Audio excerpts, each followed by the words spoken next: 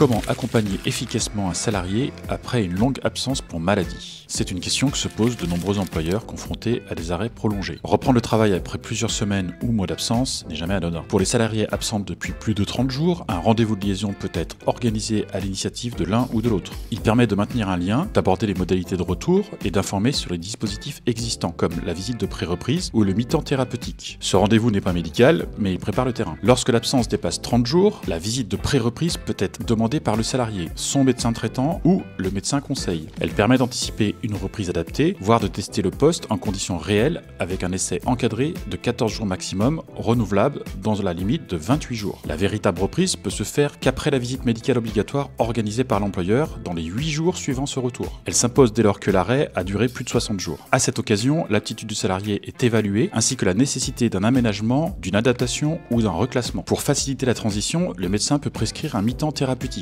Il permet une reprise partielle allant de 50 à 90% du temps de travail initial. L'accord du médecin conseil, de la CPAM et de l'employeur est requis. Le salarié est alors rémunéré à la fois par l'entreprise et par l'assurance maladie. Mais ce dispositif peut être refusé pour des raisons d'organisation ou de santé. Sur le plan juridique, les droits des salariés sont clairs. Il doit retrouver son poste ou à défaut un poste équivalent en termes de rémunération et de responsabilité. Si le poste n'est plus disponible et qu'un reclassement est proposé, le salarié ne peut refuser qu'en cas de modification du contrat de travail. Enfin, la reprise s'accompagne d'un entretien professionnel si l'absence a duré plus de 6 mois. C'est un moment clé pour faire le point sur les évolutions du poste, les besoins en formation et les éventuels ajustements. Les congés payés, eux, ne sont pas perdus. Ils continuent à s'acquérir pendant l'arrêt maladie à raison de 2 jours par mois dans la limite de 24 jours. À son retour, le salarié dispose d'un délai de 15 mois pour les utiliser.